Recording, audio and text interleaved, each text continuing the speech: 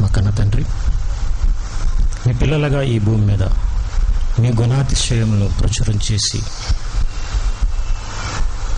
మీ మహిమకు కీర్తి కలుగు చేయవలసిన వారమై ఉన్నాం. అలాంటి మీ పిల్లలుగా మేము బ్రతకాలని, ఈ జీవవాక్యాన్ని పట్టుకుని జ్యోతులుగా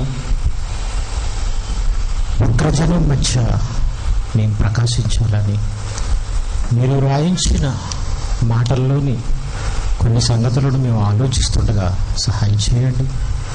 గత 2 దినాలు మీరు మాకు తోడే నడిపించారు తండ్రి.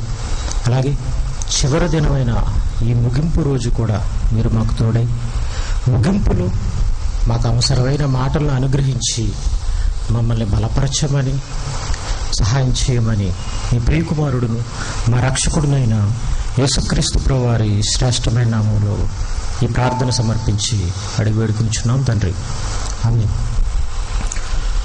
ప్రియులారా, క్రీస్తులో పాపం ఉందని స్థాపించగలవాడు ఎవడు అనే ఈ 3వ రోజు ఈ సభకు ఇచ్చేసిన ప్రియులైన దేవుని పిల్లలందరకు ప్రభువైన యేసుక్రీస్తునందు శుభములు తెలియజేసుకుంటున్నాను. గత 2 దినాలుగా క్రీస్తు వ్యతిరేకులైన వాళ్ళు క్రీస్తుపై వారి మోపిన అభియోగాలు ఎంత నిరాధారమైనవో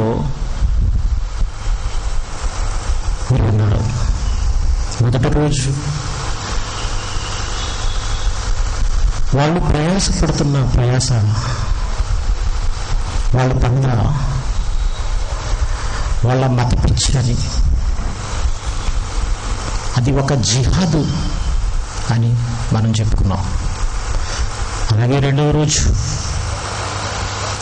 వాళ్ళు వేసిన ప్రశ్నల్లో అసలేదని తెలిపోయింది.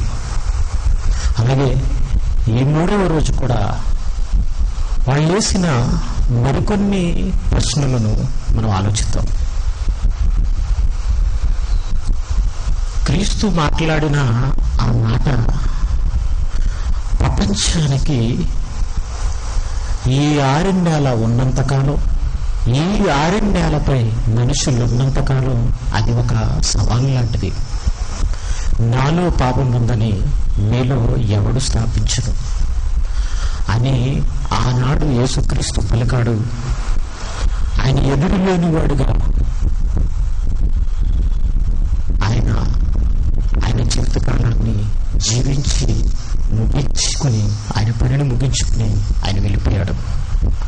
ఆయన తదనంతరం ఆయన వారసులుగా ఆయన మాటలను చేపట్టిన పామరులైన వాళ్ళు సైతం ఆ మాటలతో అనేకులను అబ్బురపరిచి ఆ జ్ఞానాన్ని ప్రకటించారు.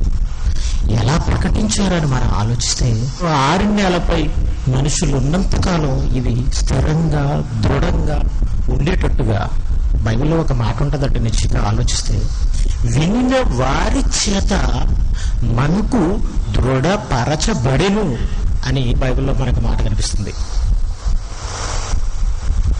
వినిన వారి చేత.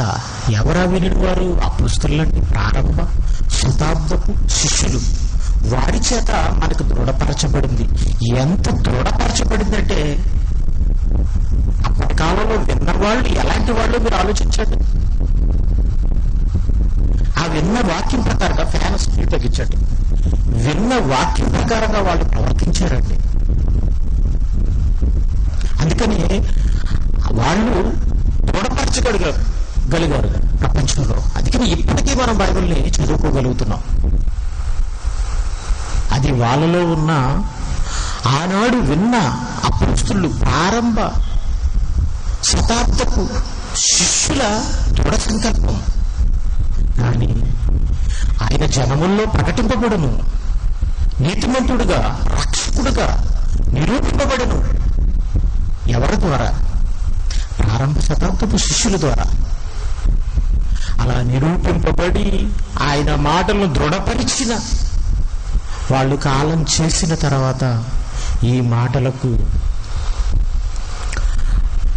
ఎన్నో అబండాలు, ఎన్నో నిందలండి. ఇప్పుడు ఈ మాటలను వ్యర్థపరిచే విధంగా, హేళన చేసే విధంగా మరి క్రీస్తు విరోధులు మాట్లాడుతున్నారు. అందులో ముఖ్యంగా ఈ షఫీ లాంటి వారు మాట్లాడుతున్నారు. వీళ్ళు మాట్లాడుతున్నారంటే, వీళ్ళు రెచ్చిపోయినట్టుగా మాట్లాడుతున్నారంటే, మీకు చూపిస్తున్న క్లిప్పింగ్స్ లో వీళ్ళు మాట్లాడుతున్నది 4 గోడల మధ్యన కాదు, నలుగురు మధ్యన బహిరంగంగా సభలో పెట్టి మాట్లాడుతున్నారు. వాటిని ప్రజల మధ్యకు సీడీలుగా చేసి ఉచితంగా పంచుతున్నారు అంటే మనం ఏం చేస్తున్నాం? మన క్రైస్తవుల విశ్వాసాలు సన్నగిల్లిపోతున్నాయంటే ఎక్కడో లోపం ఉంది. క్రైస్తవునిగా చేయవలసిన పని చేయవలసినట్టుగా మనం చేయడం లేదు. మన తల్లినన్నా, మన చెల్లినన్నా, మన అన్ననన్నా, మన తమ్ముడినన్నా మనం సహించలేమండి. ఊరుకో, ఇంత మాట అంటావా? మా అమ్మనంటావా? మా చెల్లినంటావా? మా తమ్ముడినంటావా? మా అన్ననంటావా? మా ఊరి వాడిని అంటావు. మరి యేసుక్రీస్తునంటే ఆయన పరాయివాడా? తల్లి కంటే తీసిపోయినవాడండి? చెల్లి కంటే తీసిపోయినవాడా? తమ్ముడి కంటే తీసిపోయినవాడా? అన్న కంటే తీసిపోయినవాడా? నీ ఊరి వాని కంటే తీసిపోయినవాడా? ఇంకొక సంగతి మనం ఆలోచించాలండి. ఇంతకీ అతను మనల్ని తప్పు పడుతుంది మన బైబిల్లో నుండే. అంత ధైర్యం అతనికి ఎక్కడదండి? అంటే మనం ఇచ్చిన లోకువా. మన ఊరు వచ్చి ఎవడైనా పరాయివాడు గొడవ పెడుతున్నాడు అనుకోండి, మనల్ని ఏమైనా అన్నాడు అనుకోండి, మనం ఏమంటాం తెలుసండి? రెచ్చిపోతాం. ఎందుకంటే స్థానబలం అంటారు దాన్ని. పరాయి ఊరు వాడు మన ఊరికి వచ్చి ఏమన్నాడంటే చిన్నపిల్లవాడైనా రెచ్చిపోతాడు. అది స్థానబలం అయితే మరి ఈ బైబిల్ మనదండి. ఈ బైబిల్ మనది. మరి ఎందుకు మనం దీని మీద నమ్మకం ఉంచలేకపోతున్నాం? మన బైబిల్లో వాడు తప్పు పడుతున్నాడు, వక్రీకరిస్తున్నాడు అని అంటే మనం ఎందుకు ఎదిరించలేకపోతున్నాం? అంటే దీన్ని సాధించలేకపోయాం, దీన్ని సొంతం చేసుకోలేకపోయాం కాబట్టే మనం ఎదిరించలేకపోతున్నాం. ఇది మాత్రం ముమ్మాటికి నిజమండి. ఎందుకంటే అర్థమైతే ఊరుకో, నిమ్మకు నీరెత్తినట్టుగా ఉండిపో. హృదయం నిండిందాన్ని బట్టి నోరు మాట్లాడును. ఎప్పుడో సంవత్సరం క్రితం అండి ఈ సభ పెట్టుదాం అని అనుకున్నాం, కానీ కొన్ని కారణాల రీత్యా ఇది ఇంత వెనక్కి వచ్చేసిందండి. కానీ ఈ గ్యాప్లో చాలామంది ఈ విషయంపై మాట్లాడారు. కానీ వాళ్ళు మాట్లాడిన కొన్ని విషయాల్ని పైపైనే తేల్చినట్టుగా తేల్చారు. అవి కూడా వాళ్ళకి బలాన్నిచ్చేగా కనిపించాయి. ఎందుకంటే అవతల వ్యక్తి మనల్ని తప్పు పడుతున్నప్పుడు వాడిని నోరు ముయించే విధంగా, వాడు భయపడే విధంగా, అయ్యో బైబిల్లో ఉన్న సంగతులు ఇలాంటివా, బైబిల్ జోలికి వెళితే మనం నెగ్గలేం అనే భయం వాళ్ళకి పుట్టాలి. కాబట్టి ఏదేమైనప్పటికీ ఇంకొంచెం దృఢంగా మనం చెప్పాలి అని ఆలస్యమైనా కానీ పెట్టాలనుకున్న సభను మేము ముందుకు తీసుకొచ్చాం. ఇది తీసుకురావడానికి నా వెనక ఏదో జనం లేరండి. నా వెనకున్న వాళ్ళు 6గురేనండి. 6గురితో ఇలాంటి సభను మేము ముందుకు తీసుకురావడం జరిగింది. ఏంటండి మా 6గురితో ఈ ధైర్యం, ఈ సాహసం మేము ఎందుకు చేసామో తెలుసండి? దేవుడు ఉన్నాడు మా వెనక. దేవుడి కోసం మనం చేయాలి, ఏ త్యాగానికైనా సిద్ధపడాలి. తక్కువ మంది చేత అయినా, ఆయన ఎంతమందితోనైనా ఆయన పని ఆయన చేయించుకోగలడు. క్రీస్తులో పాపం ఉందని స్థాపిస్తున్నది బైబిలే అని అంటున్నాడు ఈ షఫీ. నిజంగా బైబిల్లో మరి క్రీస్తులో పాపం ఉందని ఇతనికి ఎలా అర్థమైందండి? అసలు ఎలా చదువుతున్నాడండి? మనం బైబిల్లో ఆలోచిస్తేనండి క్రైస్తవులుగా మనకు అర్థమైంది ఏంటంటే, అసలు క్రీస్తు ఏ పాపం లేనివాడు, పవిత్రుడు, నిష్కల్మషుడు, అనేకుల పాపాల కొరకు తన రక్తాన్ని చిందించిన వాడు, అనేకుల కొరకు తన ప్రాణాన్ని ధారపోసిన వాడని మనకు బైబిల్లో కనిపిస్తుంది. ఆయన ద్వారా మనం పరిశుద్ధులు అవుతున్నామని, నీతిమంతులు అవుతున్నామని బైబిల్లో మనకు కనిపిస్తుంది, మనం నమ్ముతున్నాం. అలాంటి ఆయన్నే తప్పుపడుతూ అది బైబిలే తప్పుపడుతుందని అంటున్నాడంటే ఇక మన విశ్వాసాన్ని ఎంత హేళన చేస్తున్నాడు ఆలోచించండి. ఇలాంటి విషయాన్ని మనం సహిస్తే, ఇలాంటి వారి విషయంలో మనం నిమ్మకు నీరెత్తినట్టు ఉండిపోతే మరి మనం క్రైస్తవులం అవుతాం అంటారా? మీరు ఆలోచించండి. కాబట్టి మనం సమాధానం చెప్పాలండి, తెలుసుకోవాలి, నేర్చుకోవాలి, పట్టు సాధించాలి. దేవుని పిల్లలాగా ఈ భూమి మీద జీవితాన్ని కలిగిన మనం మరి దేవుణ్ణి మహిమపరచాలని అంటే దేవుణ్ణి తప్పుపడుతున్న వాళ్ళకి సమాధానం చెప్పాలి. కాబట్టి పిల్లరా, మరికొన్ని ప్రశ్నలు మనం చూసి వాటి సమాధానాలు బైబిల్లో నుండి మనం ఆలోచిద్దాం. తెరలపై చూద్దాం. విషయం ఉంది. ఏమిటది? యేసువారు నీళ్లని వైన్లా మార్చారు, అంటే ద్రాక్షరసంలా మార్చారు. అది అక్కడున్న అందరూ తాగారు. అక్కడున్న చీఫ్ గెస్ట్ ప్రధాని కూడా తాగాడు. తాగిన తర్వాత అతను ఏమంటున్నాడు? ఆ వాక్యాన్ని గమనించండి. యోహాను సువార్త 2వ అధ్యాయం 10వ వాక్యంలో ప్రధాని అక్కడున్న పెళ్లి కొడుకుని పిలిచి అంటున్నాడు, ప్రతి వాడును, సహజంగా అన్ని పార్టీస్ లో ఏం జరుగుతుందంటే ప్రతి వాడును వారి వారి విందు పార్టీల ముందు మంచి ద్రాక్ష రసము పోసి ప్రజలందరూ మత్తుగా ఉండినప్పుడు, అంటే ద్రాక్షరసం తాగితే ఏమవుతుంది? మత్తుగా ఉంటారు. అంటే ద్రాక్షరసం వల్ల మత్తు వస్తుందా రాదా? బైబిల్ని పరిశీలించదండి. బైబిల్ చదువుతున్న విషయం నేను ఇలా అనుకుంటున్నాను, మీరు అనుకుంటుంది మనకు కావాల్సింది అది కాదు. బైబిల్ ఏముంటుంది? విషయం ఉంది. ఏమిటది? చూసారు కదండి క్లిప్పింగ్. యోహాను సువార్త 2వ అధ్యాయం 7 నుండి 11 వచనాల్లో ఉన్న మాటలను ఇతను తీసుకుని యేసుప్రభువు వారు నీళ్లను వైన్గా మార్చాడు, ద్రాక్షరసంగా మార్చాడు, ఇది మత్తు కలిగించే ద్రాక్షరసంగా మార్చాడు. మరి యేసుప్రభువు వారు మత్తు కలిగించే ద్రాక్షరసం చేయడం తప్పు అని అంటున్నాడండి. ద్రాక్షరసం అని మీరు అనుకుంటే సరిపోదు. బైబిల్ ఏమంటుంది? అక్కడ మత్తు అనే పదం ఉంది కాబట్టి బైబిల్ అంటుందని ఇతను చెప్పేస్తున్నాడు. నిజంగా యేసుక్రీస్తు మత్తు కలిగించే ద్రాక్షరసాన్నే చేశాడా? పరిశీలించి చదవండి అంటున్నాడు. అంటే మనకు నేర్పిస్తున్నాడు అంటే బైబిల్ పరిశీలించి చదవమని. నిజంగా ఈ షఫీ పరిశీలించి చదివాడంటే? అసలు ఈ షఫీ పరిశీలించి చదివాడా? చదవలేదండి. ఇప్పుడు నేను చూపిస్తాను చూడండి, యేసుక్రీస్తు చేసిన ద్రాక్షారసం ఎలాంటిదో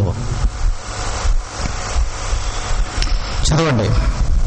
యోహాను సువార్త 2వ అధ్యాయం 7 నుండి 11 వచనాలు. యేసు ఆ బాణలు నీళ్లతో నింపుడని వారితో చెప్పగా గలిలయలోని కానాన్ అనే గ్రామంలో పెండ్లి విందుకు ఆయన వెళ్ళాడు. మరి అనుకోకుండా ద్రాక్షరసం అయిపోయే పరిస్థితి వచ్చింది. వచ్చినప్పుడు తల్లి ద్రాక్షరసం అయిపోతుందని యేసుక్రీస్తు చెప్పినప్పుడు యేసుప్రభువు వారు నా సమయం ఇంకా రాలేదు అని అంటాడు.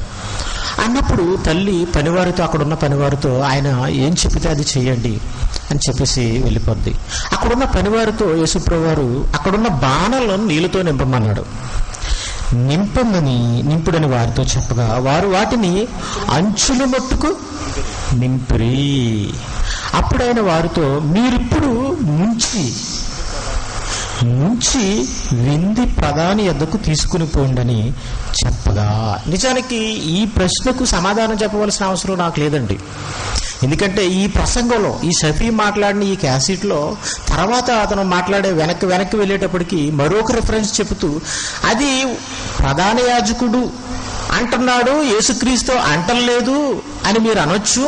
అయితే యేసుక్రీస్తు సాక్షాత్తు మత్తు ద్రాక్షరసం తాగినట్టుగా యేసుక్రీస్తు నోటే చెప్పుకుంటున్నాడని మరో రిఫరెన్స్ చెప్పాడు. కాబట్టి ఇది సమాధానం చెప్పవసరం లేదు. కానీ నేను చెప్తాను వినండి. ద్రాక్షరసము మీరు ఇప్పుడు ముంచి విందు ప్రధాని యొద్దకు తీసుకుని పోండని చెప్పగా వారు తీసుకుని పోయిరి. వాళ్ళు ముంచి తీసుకుని వెళ్ళిపోయారటండి. తీసుకుని పోతే ఆ ద్రాక్షరసం ఎక్కడి నుండి వచ్చినో ఆ నీళ్లు ముంచి తీసుకుని పోయిన పరిచారకులకే తెలిసినది గాని విందు ప్రధానికి తెలియకపోయెను. విందు ప్రధానికి తెలియకపోయిందండి. గనుక ద్రాక్షారసమైన ఆ నీళ్లు రుచి చూసినప్పుడు, నిజంగానండి ఒరిజినల్ ద్రాక్షరసం ఉందనుకోండి, దాని టేస్ట్ వేరుగా ఉంటుంది. అందులో మనం కొద్దిగా నీళ్లు కలిపామనుకోండి, దాని టేస్ట్ మారిపోద్దండి. కానీ ఇక్కడ ఓన్లీ నీళ్ళేనండి. ఆ నీళ్లనే వీళ్ళు ముంచి తీసుకెళ్ళిపోయారు. ముంచి తీసుకెళ్ళిపోయినప్పుడు అవి ద్రాక్షారసంగా మారిపోయాయి. ఆ ద్రాక్షారసమైన ఆ నీళ్లు రుచి చూసినప్పుడు ఆ విందు ప్రధాని పెండ్లి కుమారుని పిలిచి, ప్రతివాడును మొదట మంచి ద్రాక్షరసము పోసి జడులు మత్తుగా ఉన్నప్పుడు జబ్బురసము పోయును, నీవైతే ఇదివరకు మంచి ద్రాక్షరసము ఉంచుకుని ఉన్నావని అతనితో చెప్పును. అంటే విందులో ఏం చేస్తున్నారట?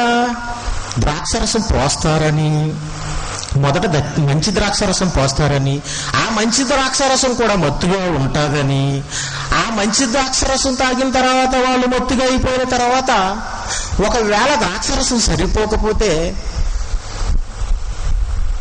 జబ్బు రసం, ఏదో చీప్గా దొరికే ద్రాక్షరసం ఉంటే చూసారా, ఆ ద్రాక్షరసం పోస్తారని. అయితే నువ్వు ఇదివరకు మంచి ద్రాక్షరసం ఉంచుకున్నావని, అంటే మంచి ద్రాక్షరసమైనా జబ్బు ద్రాక్షరసమైనా ఏదైనా మత్తు కలిగించేదని ఇతను అంటున్నాడు. సహజంగా మనం ఒక విషయాన్ని ఆలోచించాలండి. ఇశ్రాయేలు పండించే పంటల్లో ప్రథమ పంటల్లో ఒక పంట ద్రాక్షరసం. వాళ్ళు ప్రధానంగా తీసుకునే ఆహారంలో ద్రాక్షరసం ఒకటి. ద్రాక్షరసం అంటే చాలా రకాలు ఉన్నాయి. అలా మీరు ఎన్ని చెప్పండి. ఇతను ఏమంటాడంటే కుదరదు, ఎందుకంటే ఇక్కడ మత్తు అనుంది అని అంటాడు. ఒక విషయాన్ని మీరు గమనించండి, పెళ్లికి వచ్చిన వాళ్ళందరికీ మత్తు ద్రాక్షరసం ఇవ్వబడుతుందా? ఇస్తారా? తాగుతారా? ఈ సాంప్రదాయం ప్రతి చోట ఉండదంటారా? మీరు ఆలోచించండి. మీరు కొన్ని పెళ్ళిళ్ళకి వెళ్ళే ఉంటారు. నా చిన్నప్పుడు నేను పెళ్ళిళ్ళకి వెళ్ళేటప్పుడు అండి, నా పెళ్ళికి వచ్చిన వాళ్ళకి ఏం చేసేవారంటే డ్రింకులు ఇచ్చేవారు. కొంతమందికి డ్రింకులు తాగే వాళ్ళకి డ్రింకులు ఇచ్చేవారు, బ్రాందీ తాగే వాళ్ళకి బ్రాందీ ఇచ్చేవాళ్ళు. ఇక్కడ మన చుట్టుపక్కల ఏదైనా పెళ్ళిళ్ళు జరుగుతున్నాయనుకోండి, ఆ పెళ్ళికి వచ్చినప్పుడు ఏం చేస్తారంటే ఆ పెళ్లి తాలూకు వాళ్ళు, పెళ్లి కొడుకు తాలూకు వాళ్ళు ఏం చేస్తారంటే పెళ్లి కూతురు తాలూకు బంధువులుగా అందరికీ డ్రింకులు ఇస్తారు. తర్వాత అందులో పెద్దలుగా ఉన్న వాళ్ళకి ఏం చేస్తారంటే పక్కకు తీసుకెళ్ళి బ్రాందీ ఇస్తారు. ఒకవేళ మత్తు ద్రాక్షారసం ఇచ్చినా అది ఇదిగో విందు ప్రధానో లేకపోతే పెద్దల్లాంటి వాళ్ళు తాగుండాలి తప్ప అక్కడ ఉన్న వాళ్ళందరూ మత్తు ద్రాక్షరసం తాగేస్తారంటే అది తప్పండి. ఇప్పుడు అలా ఈ ప్రధాని మత్తు ద్రాక్షరసం తాగుండాలి. కానీ యేసుక్రీస్తు మాత్రం మత్తు ద్రాక్షరసం చెయ్యలేదు, చెయ్యడు. ఎందుకు చేస్తాడండి? ఎందుకు చేస్తాడండి? వీడు ఏం చదివాడండి బైబిల్ని? యేసుక్రీస్తు కోసం వీడికి ఏం తెలుసండి? ఏమంటే మత్తు ద్రాక్షరసం తాగితే ఏమవుతుందండి? మతి చెడిపోదు కదండి, ఆ బ్రెయిన్ ముద్దుబారిపోద్ది కదండి, కిడ్నీలు పాడైపోతాయి కదండి, లివర్ పాడైపోద్ది కదండి. అనేకులను రోగులను స్వస్థపరిచిన ఆయన రోగాలను కలిగించే మత్తు ద్రాక్షరసం చేస్తాడని వీడు ఎలా అనుకున్నాడండి? ఎలా ఆలోచించగలిగాడండి? బైబిల్ వరకు వెళ్ళొద్దండి, నేను బైబిల్ చూపిస్తాను, బైబిల్ వరకు వెళ్ళవసరం లేదండి. కనీసం ఇలా ఆలోచిస్తే తెలిసిపోతుంది కదండి. అంటే వీడు వక్ర బుద్ధిది, వంకలేనమ్మట డొంక పట్టుకుని వేలాడిందట. అలా ఏ వంక దొరుకుతుందా అని ఎదురు చూశాడే తప్ప ఆయన ఏంటో, ఆయన గుణగణాలేంటో, ఆయన చేసిన పనులేంటో, ఆయన చేసిన బోధలేంటో మరిచాడు. వీడు పట్టించుకోలేదు. కనుకనే ఇలాంటి చవకబారు ఆలోచనలు చేశాడు. చవకబారు ఆలోచనలు చేస్తే మరి చవటైపోవాలి. అయిపోతాడండి బైబిల్ తెలిసిన వాడి ముందు. మరి ఈ మాటల్ని మరి నమ్మిన వాడు ఖచ్చితంగా ఈ మాటల్లో ఉన్న అన్ని మాటల్ని నమ్మాలి. ఏదో వాడికి నచ్చిన మాటను నమ్మి వాడికి నచ్చిన మాటను నమ్మలేదనుకోండి, వాడి వాదన ఏం వాదన అండి అది? ఆలోచిద్దాం ప్రియులరా. ప్రతి వాడును మొదట మంచి ద్రాక్షరసం పోసి జనులు మత్తుగా ఉన్నప్పుడు జబ్బు రసము పోయును. నీవైతే ఇది వరకు మంచి ద్రాక్షరం ఉంచుకుని ఉన్నావని అతనితో చెప్పును. అంటే ఇప్పుడు యేసుక్రీస్తు ఆయన చేసే పనుల గురించి, అసలు ఆయన ఏ పనులు చేశాడండి? ఆయన చేసిన సూచక్రియలు ఆయనంతటా ఆయన చేశాడు అనుకుంటున్నారా? ఏదో ప్రజలు ఇబ్బంది పెడితే ఆయన చేశాడు అనుకుంటున్నారా? కాదండి. ఆయన ఏం మాట్లాడినా ఏం చేసినా పరలోకమందున్న తండ్రి ఏవేమి మాట్లాడాలని ఏవేమి చేయాలని ఆజ్ఞాపించాడో అవే చేశాడు. కావాలంటే బైబిల్లో మనం ఒక మాట చూసి ముందుకు వెళ్దాం. యోహాను సువార్త 5వ అధ్యాయం 30వ వచనం. నా అంతట నేనే ఏమీ చేయలేను, నేను రిక్తుణ్ణి. మనకు తెలుసు కదండి, దేవునితో సమానంగా ఉండే భాగ్యాన్ని ఆయన విడిచిపెట్టాడు. ఆకారమందు మనుషుడిగా కనపడ్డాడు, దాసుని స్వరూపాన్ని ధరించుకున్నాడు, రిక్తుడిగా వచ్చేసాడు, ఏమీ శక్తులు లేనివాడుగా. అతను ఏం చేసినా పరలోకమందున్న తండ్రి అనుగ్రహించిన శక్తిని బట్టి, పరిశుద్ధాత్మని బట్టి చేశాడు. నా అంతట నేను ఏమీ చేయలేను. నీళ్లను ఎలా ద్రాక్షరసంగా ఆయన మార్చేయగలడు? నేను వినినట్లుగా తీర్పు తీర్చుచున్నాను. నన్ను పంపిన వారి చిత్త ప్రకారం చేయగోరుచున్నాను. నా ఇష్ట ప్రకారం చేయగోరను. ఇప్పుడు ఆయన పంపినవాడు, ఆయనకు అద్భుతాలు చేయడానికి అవకాశం ఇచ్చిన తండ్రి, ఆయన చేత అద్భుతాలు చేయించిన తండ్రి ఆయన చేత మత్తు ద్రాక్షరసాన్ని చేయిస్తాడా? చెప్పండి. చేయించడు కాదండి, మంచి ద్రాక్షరసాన్ని చేయిస్తాడండి. నీళ్లనే ద్రాక్షరసంగా మారిస్తే అతను ఏమన్నాడంటే, అంతకు ముందు ఒకవేళ మంచి ద్రాక్షరసం తాగుంటాడు, కానీ ఆ తాగున్న మత్తులో ఉన్న ఈ ద్రాక్షరసం, మంచి ద్రాక్షరసాన్ని, మత్తు లేని ద్రాక్షరసాన్ని కూడా మత్తులో తూలుతున్న వాడి చేత మంచిది అనిపించాడు, టేస్ట్ గా ఉండాలని అనిపించాడు. అదండి దాంట్లో ఉన్న భావం. మత్తుగా ఉన్నవాడికి రుచి ఏం తెలుస్తుందండి? మీరు బ్రాందీ తాగండి, వెళ్ళి చేదుగా ఉంటుంది, అందులో రుచి ఉంటుంది. అలా పీకల దాకా తాగేసిన తర్వాత ఇంకేం తాగినా రుచి ఏమీ తెలియదు ఇక. కానీ వాడు ఆ మత్తులో ఉన్నప్పుడు యేసుక్రీస్తు చేసిన ద్రాక్షరసం తాగాడు, అబ్బా టేస్ట్గా ఉంటున్నాడు అంటే అంత అద్భుతంగా మార్చేసాడు అనమాట అండి. అంతే తప్ప మత్తు చేయలేదండి. ఎందుకు మత్తు చేయలేదని మీరు ఎలా చెప్తున్నారంటే, ఇదిగో తండ్రి చిత్త ప్రకారమే ఆయన చేస్తున్నాడు. మరి తండ్రి ఆయన చేత తప్పుడు పని చేయిస్తాడా? మత్తు ద్రాక్షరసం చేయిస్తాడా? అనేకులు ఆరోగ్యాలు పాడైపోయే మత్తు ద్రాక్షరసం చేయిస్తాడండి ఆయన? మనమైతే తంత్రాలు కల్పించుకుని చెడిపోయాం తప్ప మనల్ని చెడిపోయే ఆలోచన తండ్రికి లేదు కదండి. దారి తప్పిన వారిని దరికి చేర్చాలని, ఆయన దగ్గరకు చేర్చుకోవాలని ఆయన కుమారుని పంపాడు తప్ప చెరపడానికి కాదు కదండి పంపింది. ఆ అద్భుతం ఆ నీళ్లను ముంచి తీసుకుపోయిన వాళ్ళకే తెలిసింది తప్ప ఇంకెవరికి తెలియదటండి. కానీ ఈ అద్భుతాన్ని చూసిన వాళ్ళు ఉన్నారా? అంతోపాటు ఎవరో తెలుసండి, ఆయన శిష్యులు. నిజంగా మత్తు ద్రాక్షరసం చేస్తే, యేసుక్రీస్తు నిజంగా మత్తు ద్రాక్షరసం చేస్తే శిష్యులు ఎందుకు నమ్ముతారు? 11వ వచనంలో ఏమి రాయబడిందో చూడండి. ఎక్కడికో వెళ్ళండి, అక్కడితో కొట్టేస్తుంటాను నేను. గలిలయలోని కానాలో యేసు ఈ మొదటి సూచక క్రియను చేసి తన మహిమను అబ్బా ఏటండి ఆ మాట, మహిమ అంటే ఏటండి? చెత్త. మొత్తం అంటే చెత్త అండి. మహిమ అంటే మంచిదండి. అది తన మహిమను బయలుపరిచెను. అందువలన నీళ్ళనే ద్రాక్షరసంగా, మంచి ద్రాక్షరసంగా, మత్తు లేని ద్రాక్షరసంగా చేసి మత్తుగా ఉన్నవాడి చేత కూడా మంచిది అనిపించాడు, శభాష్ అనిపించాడు అందరి చేత. అందువలన ఆయన శిష్యులు ఆయన యందు విశ్వాసం ఉంచి చేసినప్పుడు చూసిన వాళ్ళు, తాగిన వాళ్ళు ఆయన మహిమను చూసి విశ్వసించారట, ఆయన నమ్మారట. ఏమని? రోజు బ్రాందీ వేస్తాడో రోజు బ్రాందీ తాగొచ్చని విశ్వసించారనుకుంటున్నారా? క్రైస్తవుల్లో చాలా మంది ఇది నిజంగా బ్రాందీ అనుకున్నారు. అందుకని చర్చిలకి వెళ్ళే ప్రతి వాడు కూడా తాగేసి వెళ్ళే వాళ్ళు కూడా ఉన్నారండి ఈ రోజున. ఇంతవరకు ఇలా ఆలోచించలేదు. ఇంతవరకు ఇది నిజంగా మత్తు ద్రాక్షరసం అనుకున్నారు క్రైస్తవులు. అలా అనుకుని తాగే వాళ్ళు ఉన్నారు కాబట్టే సమాధానం చెప్పకుండా ఉండిపోయారు. చూడండి, మరలా మీ కళ్ళతో చదవండి. అది గలిలయలోని కానాలలో యేసు ఈ మొదటి సూచక్రియను చేసి తన మహిమను బయలుపరచెను. అందువలన ఆయన శిష్యులు ఆయన యందు విశ్వాసం ఉంచిరి. మరి వీళ్ళేం చేశారు? బ్రాందీ షాప్ పెట్టారా? మరి చెప్పండి, నిజంగా ఆయన చేసింది మత్తు ద్రాక్షరసం అయితే వీళ్ళేం చేయాలి? బ్రాందీ షాప్ పెట్టాలి, బ్రాందీ అమ్ముకోవాలి, వీళ్ళు బ్రాందీ చేయాలి. కానీ వీళ్ళు ఏమన్నారో తెలుసండి?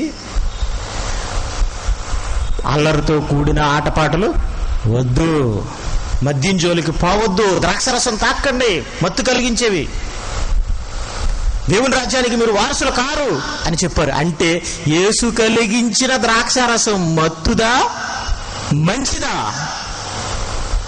మంచిదండి. లేకపోతే ఆయన శిష్యులు ఎందుకు విశ్వసిస్తారు? వాళ్ళు ఎందుకు తాగుడు మానేస్తారు? వాళ్ళు ఎందుకు తాగొద్దని చెబుతారు? ఈ ప్రశ్నకు సమాధానం చెప్పాలి. చూడండి, పేతురు ఏమన్నాడో ఒక సందర్భంలో.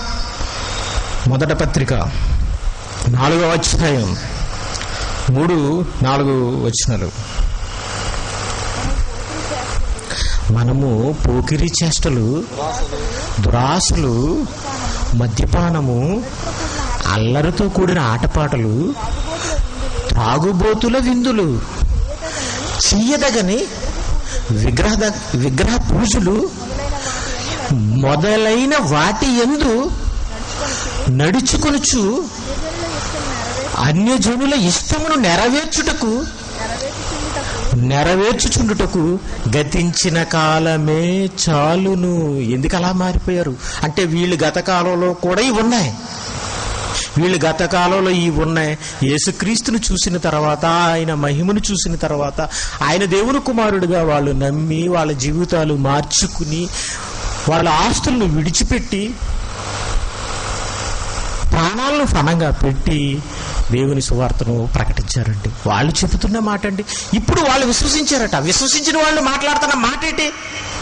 గతించిన కాలమే చాలు, త్రాగుబోతుల విందులు వద్దు అంటున్నాడు. అంటే వాళ్ళు యేసుక్రీస్తు చేసిన ద్రాక్షరసం ఏదని వాళ్ళకి అర్థమైంది. మీకు తెలిసి చెప్పండి. మత్తు కల్పించని ద్రాక్షరసం అండి. ఒకవేళ మత్తు కల్పించే ద్రాక్షరసం అయితే యేసు శిష్యులు మరి తాగొద్దని చెప్పరు. వాళ్ళు అందుకే నమ్మారు యేసుక్రీస్తుని. ఆయన పాపంలో చేరక ప్రత్యేకింపబడినవాడు. వాళ్ళందరూ తాగుబోతులు విందులు చేసినా వాళ్ళలో చేరకుండా ప్రత్యేకంగా వాళ్ళ చేత కూడా మంచి ద్రాక్షాన్ని తాగించి శభాష్ అనిపించాడు. అదండి ఆయన మహిమ. అందుకే వాళ్ళు ఆయన యందు విశ్వాసం ఉంచారని బైబిల్లో రాయబడింది. మరి కింద మాట వాడికి అర్థం కాలేదా, చదవలేదా? మరి పరిశీలించాడంటారా? వాడు పరిశోధించి చదవాడంటారా? వాడి మనల్ని అండవేటి పరిశోధించి చదవండి అని. నిజంగా ద్రాక్షరసం అన్న ప్రతి చోట వైన్ అండి, wine wine wine wine wine wine అని ఉందని అంటుంటాడండి. ద్రాక్షరసాన్ని ఇంగ్లీష్లో వైన్ అని రాసినా కానండి అది మత్తుది కాదు. మీరు స్పెన్సర్స్కి వెళ్ళండి, మత్తుది కానీ ద్రాక్షరసం ఉంటుంది అక్కడ, దాని మీద వైన్ అనే రాసి ఉంటుంది. అయితే బైబిల్లో ఉన్న ద్రాక్ష రసాలన్నీ మత్తువే అంటున్నాడు. అసలు ద్రాక్షరసం తాగడమే పాపం, ఆజ్ఞాతిక్రమం చేయడమే పాపం అని ఇలా మాట్లాడుతున్నాడు అండి. కొన్ని వచనాలు మనం కొన్ని తీసుకుని ద్రాక్షరసంలో కూడా మంచివి ఉన్నాయని కొన్ని వచనాలు తీసుకుని ముందుకు వెళ్దాం. యెషయా గ్రంథం 55వ అధ్యాయం 1-2 వచనాలు.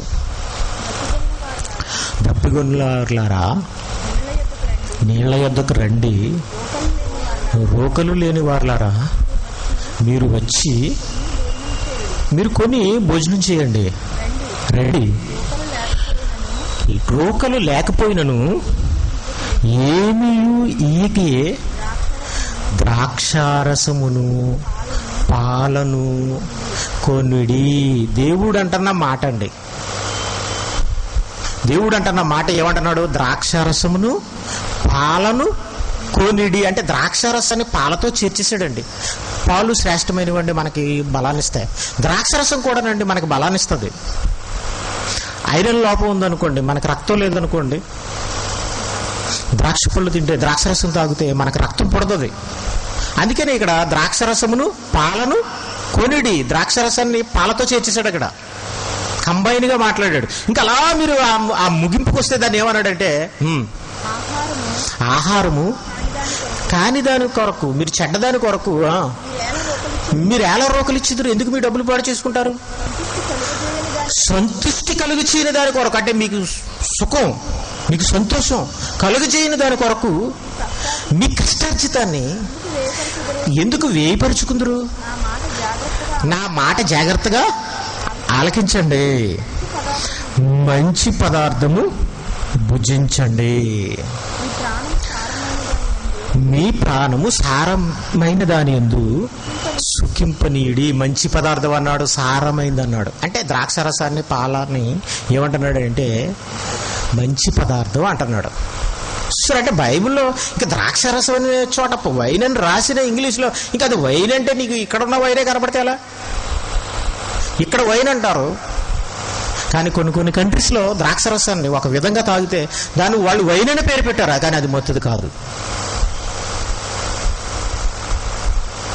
వైన్లో బెబ్బర్ వైన్ అని ఉందండి, మత్తు కలిగించే దాని పేరు అది.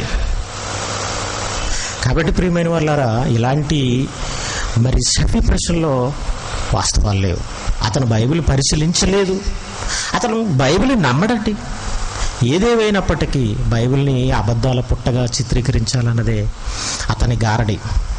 ఏదో కొన్ని వచనాలని తీసుకోవడం, రోజు బట్టి పట్టడం, ప్రజల ముందు అనర్గళంగా మాట్లాడడం, మరి ప్రజల్ని ఆ గారడితో మాయ చేయడం, విభ్రాంతి పరచడం అతను నేర్చుకుంటున్నాడు, సాధన చేస్తున్నాడు.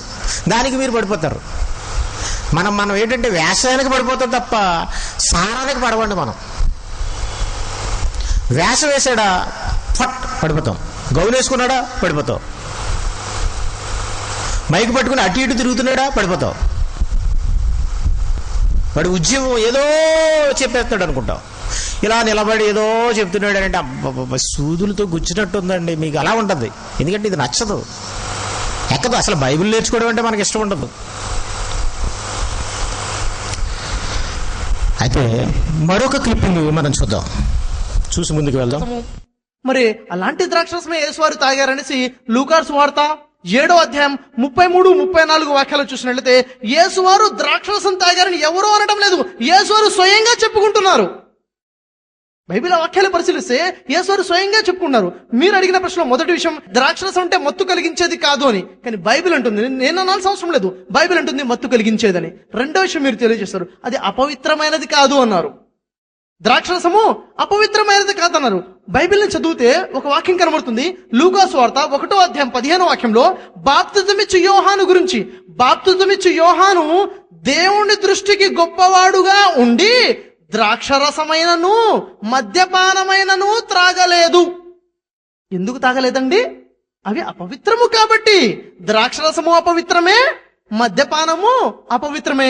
ద్రాక్షరసము ఎంత అపవిత్రం అంటే, ఇప్పుడు చూడండి, ఇతని ఉద్దేశంలో ద్రాక్షరసం వేరని మద్యపానం వేరని మాట్లాడాడు ఇక్కడ.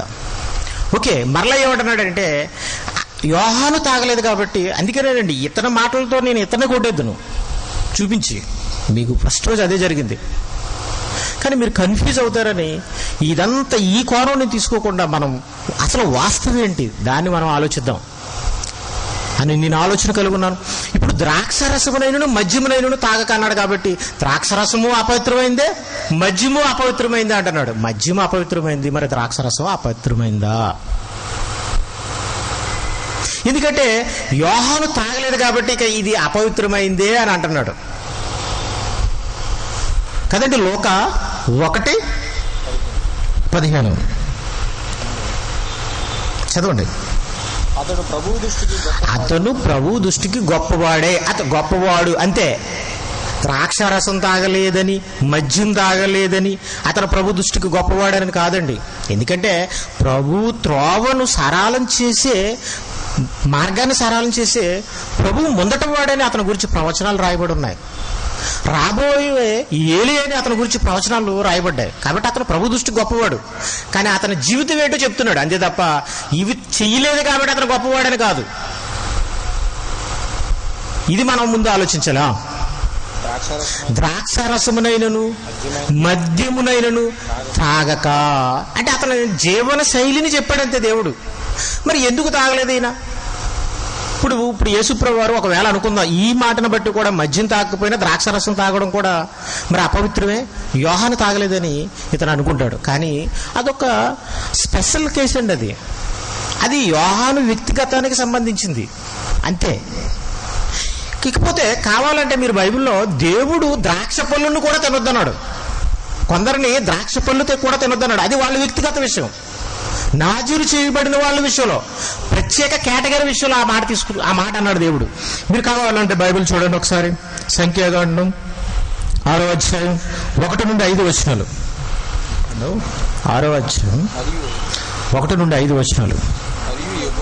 మరియు యెహోవా మోషేకు ఇలాగూ సెలవిచ్చును, నీవు ఇశ్రాయేలీయులతో ఇట్లనుము, పురుషుడే గాని స్త్రీయే గాని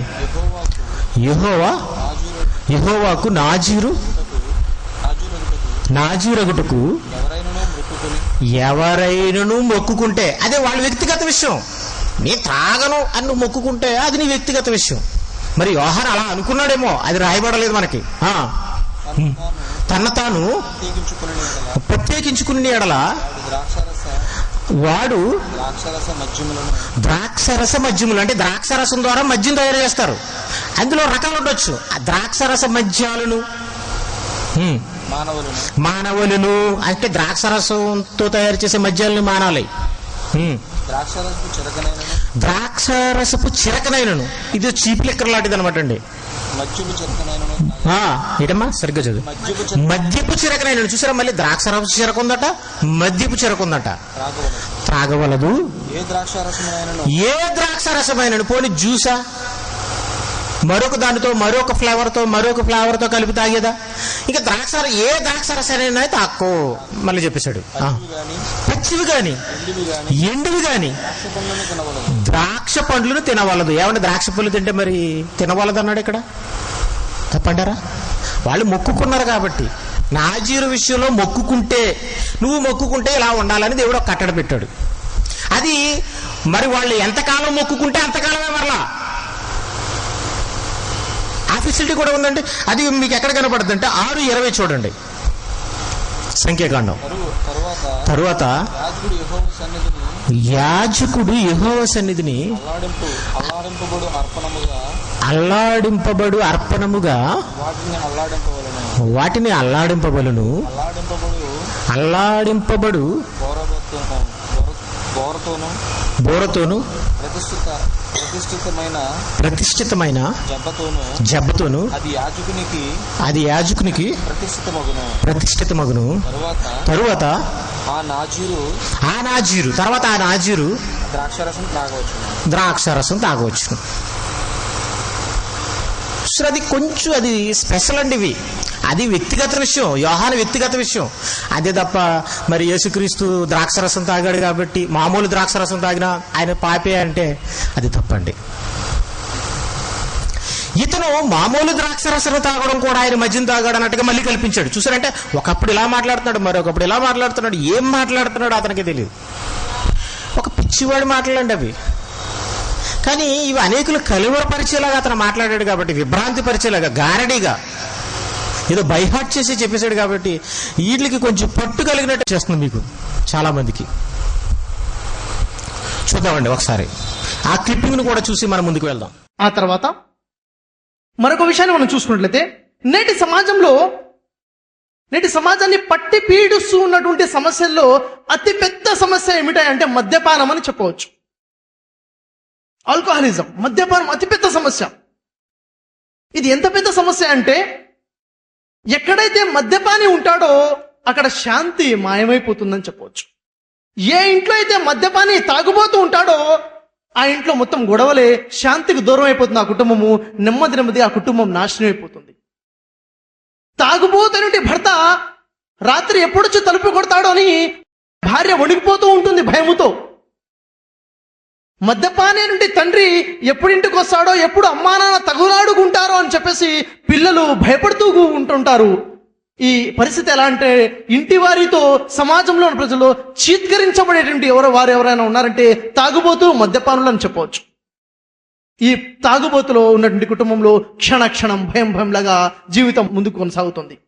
అయితే సోదర మహాశయులారా, ఈ మద్యపానము, ఈ తాగుబోతత్వము ఇంత నీచమైన కార్యము. కానీ పరిశుద్ధుడైనటువంటి యేసుని ఉద్దేశించి బైబిల్లో యేసు ఒక మద్యపాని అని బైబిల్లో వ్రాయబడి ఉండటము కడు శోచనీయము, చాలా బాధాకరమైన విషయము. లూకాసు వార్త 7వ అధ్యాయము 33-34 వాక్యాలు చూసుకున్నట్లయితే అక్కడ స్వయంగా యేసువారే మాట్లాడుతున్నారు. యేసువారు ఏం మాట్లాడుతున్నారు, యేసువారు ఏం వివరిస్తున్నారు చూడండి. యేసువారు ఏమంటున్నారు జాగ్రత్తగా. యేసువారు అంటున్నారు, బాప్తిజమిచ్చు యోహాను రొట్టె తినకయు ద్రాక్షరసము తాగకయు వచ్చెను, కనుక మీరు అతనిని దయ్యం పట్టిన వాడని అనుచున్నారు. మనుష్య కుమారుడు అంటే యేసు, మనుష్య కుమారుడు తినుచును త్రాగుచును వచ్చెను కనుక మీరు అతనిని తిండిబోతును మద్యపానీయును అని అనుచున్నారు. ప్రజలు ఏమంటున్నారు? యేసును మద్యపాని, డ్రింకర్ అంటున్నారు, మద్యపాని అంటున్నారు. ఇక్కడ అనవచ్చు, యేసుని మద్యపాని అన్నది ప్రజలండి. ప్రజలు అన్నంత మాత్రాన యేసువారు మద్యపాని అయిపోతారా? ప్రజలు యేసువారిని దయ్యం పట్టిన వారు అన్నారు. యేసువారు దయ్యం పట్టిన వారు అయిపోతారా? కాదు. ప్రజలు అన్న మాటను తీసుకోవద్దు. సరే, యేసువారి మాటను తీసుకోవచ్చు కదా, తీసుకోవాలి. చూడండి అసలు యేసువారు ఏం చెప్తున్నారో జాగ్రత్తగా ఆలోచించండి. యేసువారు ఏమంటున్నారు? బాప్తిజం ఇచ్చి యోహాను రొట్టె తినకయు ద్రాక్షరసము తాగకయు వచ్చను. బాప్తిజం ఇచ్చి యోహాను రొట్టె తిన్నాడా? తినలేదు. ద్రాక్షరసం తాగాడా? తాగలేదు. ప్రజలు అంటున్నారు దయ్యం పట్టినవాడు అని. ప్రజలనే మాటను వదిలేయండి. ఆ తర్వాత యేసు తన గురించి చెప్తున్నారు, మనుష్య కుమారుడు తినుచును, ఏమి తినుచు? రొట్టె తినుచు. త్రాగుచును, ఏమి త్రాగుచు? ద్రాక్షరసము త్రాగుచును వచ్చను, కనుక అంటున్నారు ప్రజలు మద్యపాని అని. యేసు ద్రాక్షరసం తాగారు అని అక్కడ స్పష్టంగా యేసువారే సాక్ష్యం చెప్తున్నారు. అదేంటండి, ద్రాక్షరసం తాగారు అన్నంత మాత్రాన మీరు అలా మాట్లాడతారంటే, తెలుగు భాషలో ముందుగా ద్రాక్షరసము అని రాయబడి ఉంది. ఇంగ్లీష్ భాషలో మనం చూసుకున్నట్లయితే ఇంగ్లీష్ భాషలో అంటే యోహాను రొట్టె తినకయు ద్రాక్షరసం తాగకయు వచ్చిన గనక అతను దయ్యం పట్టిన వాడని అన్నారని యేసుక్రీస్తు అన్నాడు. అలాగే మనుష్య కుమారుడు తినుచును త్రాగుచును వచ్చిన గనక అతడు మద్యపాని అని, సుంకరులకును పాపులకును స్నేహితుడని వారు అన్నట్టుగా యేసుప్రభు వారే అన్నారు. కాబట్టి తిన్నాను త్రాగాను అంటున్నాడు. కానీ తిన్నది త్రాగింది ఏంటి? రొట్టె ద్రాక్షరసం అండి. బైబిల్ అదే మనకు కనిపిస్తుంది, అంతే తప్ప మద్యం కాదు. కానీ వాళ్ళు ఏమంటున్నారంటే మద్యపాని అని అంటున్నారు. అని వాళ్ళు అంటున్నారని యేసుక్రీస్తు అన్నాడే తప్ప నేను త్రాగింది మద్యం అని అనలేదండి. ఒక్కసారి ఆ మాటలు మనం పరిశీలనగా ఆలోచిద్దాం. లూకాసు వార్త 7వ అధ్యాయం 33 నుండి. బాప్తిసం ఇచ్చు 32 నుండి అండి. నిజంగానండి వీడు ఎంత దరిద్రుడంటే, ఎంత గుడ్డువాడు అంటేనండి, అసలు మన బైబిల్ పట్టుకుని మనల్ని తప్పు పట్టే అంత ధైర్యం మరి వీడు చేశాడనంటే నిజంగా వీడు మెచ్చుకోవాలండి. కానీ అలాంటి వాడు మనకు దొరికాడు అనుకోండి, మనం ఏం చేయలేదు తెలుసండి, పట్టుకుని చితకుమ్మేయాలండి. చూడండి ఇప్పుడు 32వ వచనం. ఇంతకీ వాళ్ళు ఏమంటున్నాడు యేసుక్రీస్తు తెలుసండి? నిజంగా వీడు ఏవాడో తెలుసండి? వీడు పరిశీలించేవాడు కాదండి, వీడు ఒక పిల్లకాయ లాంటి వాడు, వీడు ఒక బేబీ, వీడు ఒక టెడ్డీ బేర్ లాంటి వాడు. యేసుప్రభువారు అలా అన్న వాళ్ళని ఏమన్నాడు తెలుసండి? పిల్లకాయలతో పోల్చాడు. ముందు వాళ్ళని ఏమన్నాడో వీడు చూడలేకపోయాడు వీడు. అందుకనే ఆయన వాళ్ళని ఏమన్నాడో అదే తిట్లు ఈయన తిట్టాలి మన ముందు. వీడొక టెడ్డీ బేరు, వీడొక బేబీ తప్ప బైబులు తెలిసిన క్రైస్తవులకు బోధించే సామర్థ్యం వీడికి ఎక్కడది? బైబిలును తప్పు పట్టే దమ్ము సత్తా వీడికి ఎక్కడది? చూడండి ఇప్పుడు సంత వీధిలో కూర్చుండి ఉండి, కాబట్టి 31వ వచనం ఉండండి, కాబట్టి ఈ తరం మనుషులను నేను దేనితో పోల్చుదును, వారు దేనిని పోలి ఉన్నారు? వీళ్ళకి అసలు ఏవి అర్థం కావట్లేదు, ఏం మాట్లాడుతున్నారో వీళ్ళకి ఏం తెలియట్లేదు, మంచికి చెడుకి వీళ్ళకి అర్థం తెలియట్లేదు, వీళ్ళు ఏమని పోల్చాలి ఈ తరం వారిని అని అన్నాడండి యేసుప్రభువారు. ఎందుకంటే వీళ్ళు ఎలా ఉన్నారంటే, సంత వీధుల్లో కూర్చుండి మీకు పిల్లన గ్రోవి ఊదితిమి గాని మీరు నాట్యమాడరైతిరి, ప్రలాపించితిమి గాని మీరేడవరైతిరి అని ఒకరితో ఒకడు చెప్పుకుని పిలుపులాటలాడుకుని పిల్లకాయలను పోలి ఉన్నారు. అంటే వాళ్ళు ఏమనేసాడంటే, మీరు బచ్చాలరా, మీరు సంత వీధిలో పిల్లను గ్రోవి ఊడుతుంటే డాన్స్ చేస్తుంటారు చూసారా పిల్లలు, అలాంటి వాళ్ళు మీరు సంతల్లో ఆడుకునే మీరు బోకుగాళ్ళు అని అన్నాడండి. అంటే ఈ బోకుగాడు ఏమంటున్నాడంటే, అవును నేను అలాంటి వాడినే, ఎందుకంటే వాళ్ళన్న మాటనే కదండి వీడు మన మీద తీసుకొస్తున్నాడు, అంటే వీడు ఆ బోకే, సంత వీధిలో పిల్లను గ్రోవి ఊదుకునే బోకులాంటి వాడు. బాప్తిసమిచ్చి యోహాను ఎందుకు వీళ్ళని ఇలా అన్నాడంటే, సంత వీధిలో ఆడుకునే బోకులని పిల్లలని బాప్తిసమిచ్చి యోహాను రొట్టె తినకయు ద్రాక్షారసము తాగకయు వచ్చును. మరి అతను ఏం తిన్నాడు, ఏం తాగాడు అంటే, అతను అందరూ తినే ఆహారాన్ని తినకుండా అందరికంటే కొంచెం స్పెషల్గా ఆయన అడవిలో ఉన్నాడు కాబట్టి, అడవిలో జీవించాడు కాబట్టి అండి అతని ఆహారపు అలవాట్లు వేరు. మిడతలు తిన్నాడు, అడవి తేనె త్రాగాడు, అంతే. ఇప్పుడు అలాగని అతను ఏం తినలేదు తాగలేదని కాదండి, మిడతలు తిన్నాడు, అడవి తేనె త్రాగాడు. కానీ వీళ్ళు తినేవి తినలేదని, వీళ్ళు త్రాగేవి అందరూ త్రాగేవి త్రాగలేదని, అందరికంటే కొంచెం స్పెషల్గా ఉన్నాడు కాబట్టి ఆయన ఏమన్నారో తెలుసండి, దెయ్యం పట్టినవాడని మీరు అనుచున్నారు. దెయ్యం పట్టినవాడండి ఏమండి? మిడతలు తింటే దెయ్యం పట్టినవాడా? తేనె తాగితే దెయ్యం పట్టినవాడా? దేవుడు మాటలే కదండి చెప్పాడు ఆయన, దేవుడి కోసమే కదండి బ్రతికాడు, పనిచేశాడు.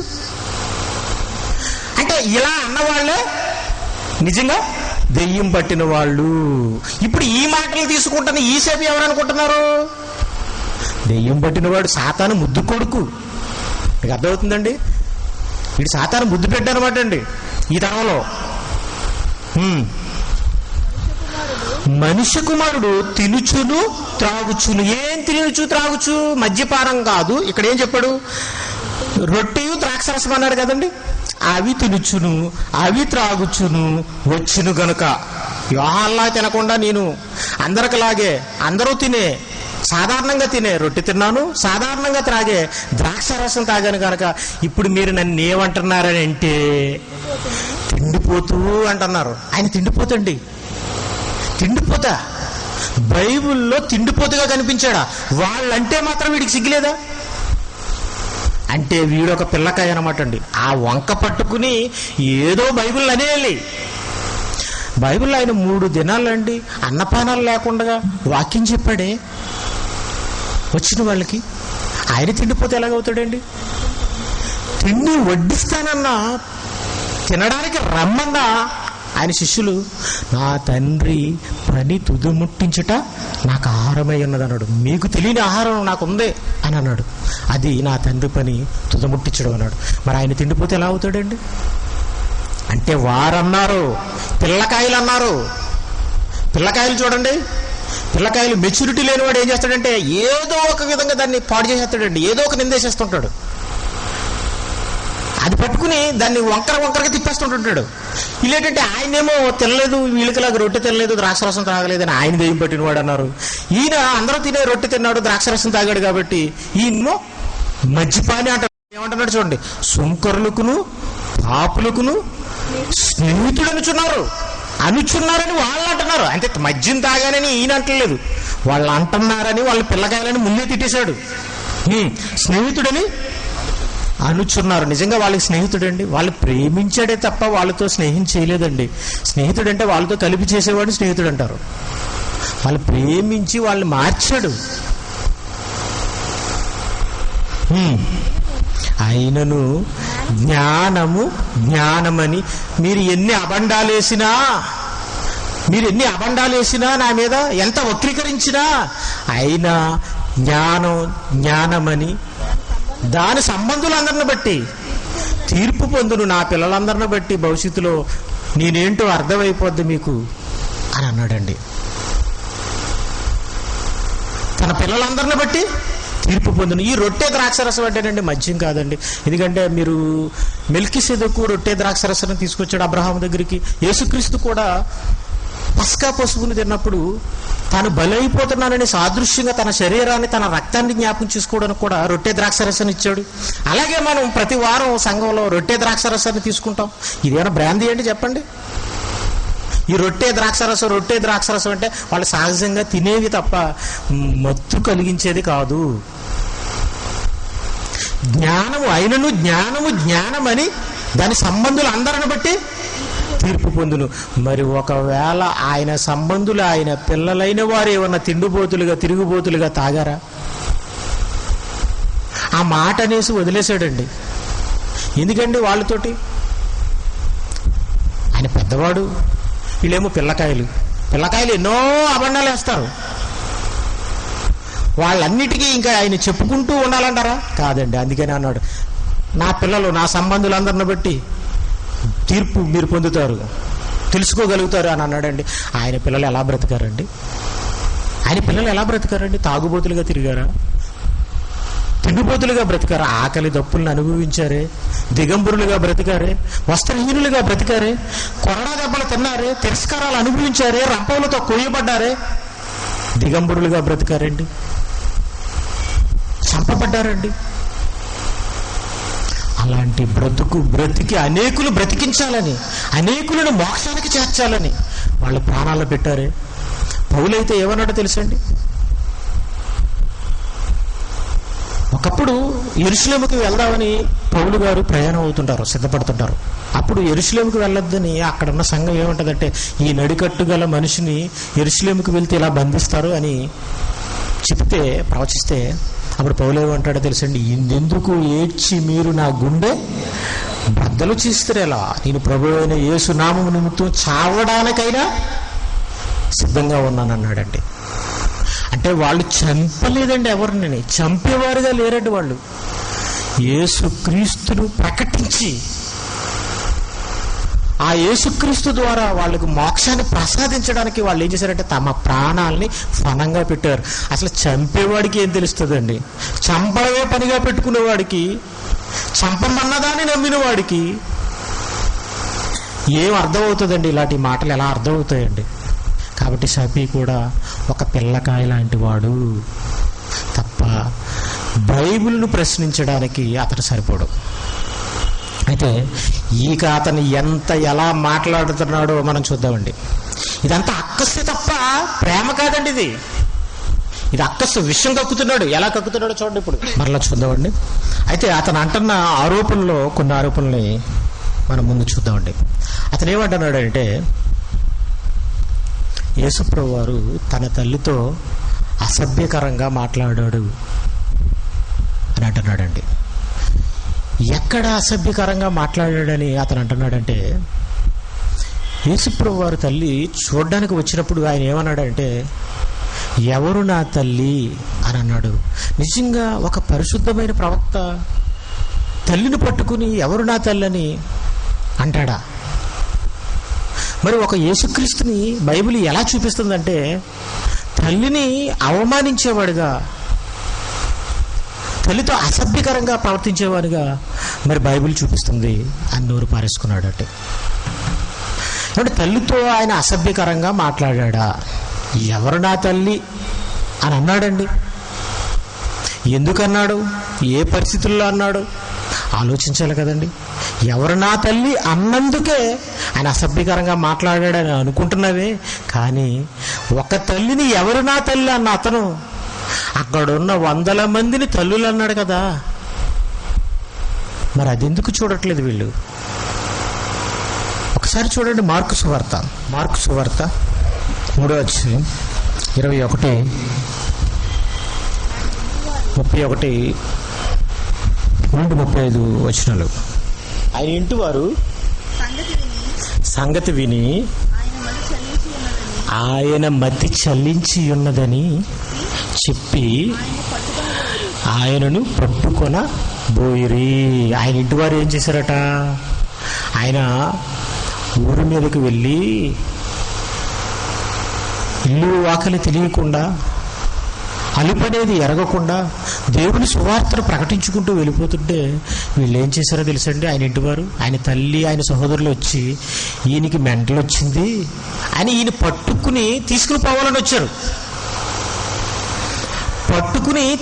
పోవాలని వచ్చారు. కాబట్టి అప్పుడు అన్నాడండి యేసుప్రభు వారు, ఏమండి మరి మతి చలించిందని వచ్చి పట్టుకుని తీసుకెళ్ళిపోతే వెళ్ళిపోవాలంటారు?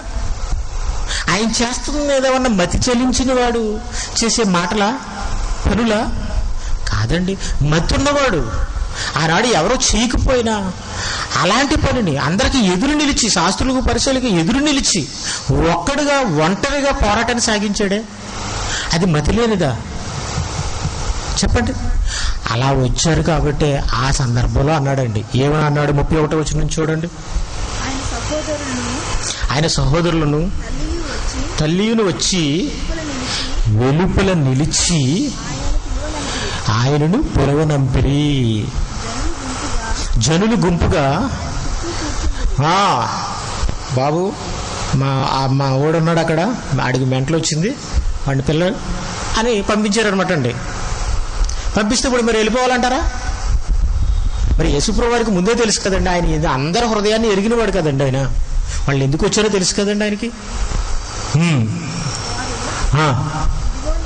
ఇదిగో నీ తల్లి, నీ సహోదరులను వెలుపల ఉండి నీ కోసం ఎదుగుతున్నారని ఆయనతో చెప్పగా ఆయన నా తల్లి నా సహోదరులు ఎవరు అన్నాడండి. ఎవరు అని అన్నాడండి. అంటే వాళ్ళు నా తల్లి సహోదరులు కారు అన్నాడండి. ఎందుకు కారు అన్నాడు? వాళ్ళు అసలైన తండ్రి పనుల మీద ఉండక ఉంటున్న వాడినే మతి చలించిందని తీసుకెళ్ళిపోతే వాళ్ళు తల్లిదండ్రులు అవుతారండి? పరలోకపు తండ్రిని కాదన్న వాళ్ళెవరు నిజమైన తల్లిదండ్రులు కారండి. వాళ్ళకి మనకి ఉన్న సంబంధం తాత్కాలికం. చావు తర్వాత విడిపోతారు, వాళ్ళ దారిలో వాళ్ళు నరకానికి పోతారు. నువ్వు తండ్రి పని చేసావా, పరలోకానికి వెళ్ళిపోతావు. అందుకనే నాకంటే ఎక్కువగా తన తల్లినైనను, తండ్రినైనను, భార్యనైనను, తన ఇంటి వాడినైనా ప్రేమించేవాడు నా ప్రేమకు పాత్రుడు కాడు అన్నాడు. ఆ మాట అన్న ఆయన మరి దేవుని కంటే వాళ్ళని ఎక్కువగా ప్రేమిస్తే వాళ్ళు కూడా వెళ్ళిపోతే ఆయన మాటను ఆయనే మీరినట్టు అవుతుంది కదండి. అందుకనేనండి ఆయన ఏమన్నాడంటే ఎవరు నా తల్లి, ఎవరు నా సహోదరులు అని చెప్పి ఒక్క తల్లిని తల్లి కాదని మతి చలించిందని పట్టుకోవడానికి వచ్చింది కాబట్టి ఆ మాట అన్నాడే తప్ప తల్లి అంటే అభిమానం లేక కాదండి. తర్వాత కాలంలో సిలువ వేయబడినప్పుడు తల్లి దగ్గరికి వస్తే ఇదిగో నీ కుమారుడని యోహానికి అప్పగించాడు.